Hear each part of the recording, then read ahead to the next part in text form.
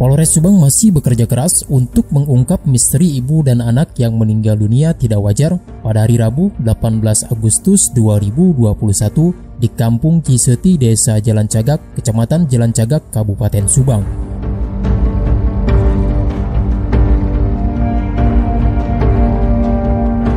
Bahkan suami korban kasus pembunuhan ibu dan anak tersebut yang bernama Yosef sudah 3 kali diperiksa Polres Subang terkait kematian tidak wajar istri dan anaknya.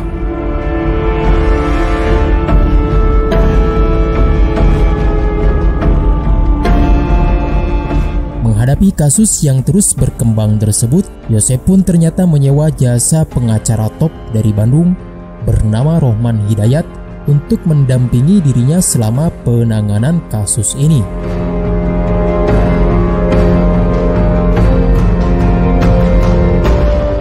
Saat dihubungi oleh wartawan via ponsel pada Selasa 24 Agustus 2021, Rohman Hidayat mengaku sudah mendapat surat kuasa untuk mendampingi Yosef selama pemeriksaan saksi dan penanganan kasus tersebut.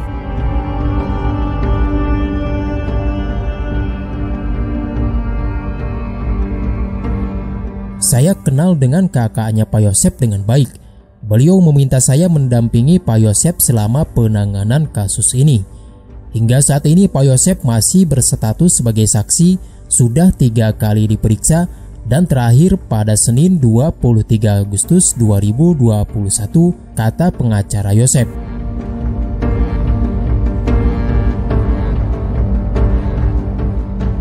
Bukan tanpa alasan dia mendampingi Yosef dalam kasus ini. Menurut dia, selama pemeriksaan, polisi menerapkan pasal 338 KUH Pidana tentang pembunuhan dan pasal 340 KUH Pidana tentang pembunuhan berencana. Saat dipanggil, Pak Yosef berstatus saksi dalam penyelidikan kasus 338 dan 340.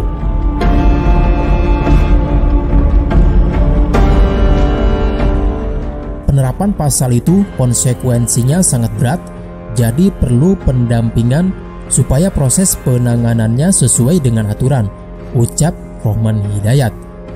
Konsekuensi berat dari pasal 338 KUH Pidana tentang pembunuhan, ancaman hukumannya 15 tahun hingga 20 tahun penjara. Sedangkan pasal 340 tentang pembunuhan berencana, ancaman pidananya maksimal pidana mati, seumur hidup hingga paling rendah 20 tahun penjara. Karena alasan itu, saya harus mendampingi Pak Yosef supaya penanganannya sesuai prosedur, seperti keliru menetapkan tersangka misalnya, ucap pengacara Yosef tersebut.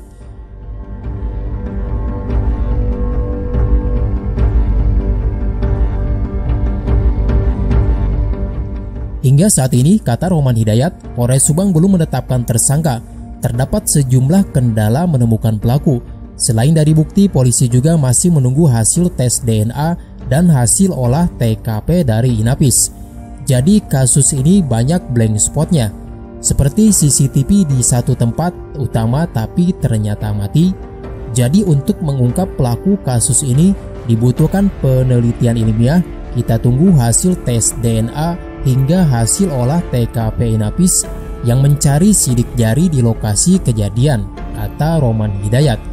Ia menambahkan bahwa untuk mengungkap kasus ini, Yosef sudah kooperatif dengan Polres Subang, seperti menyerahkan ponselnya untuk diperiksa pihak kepolisian.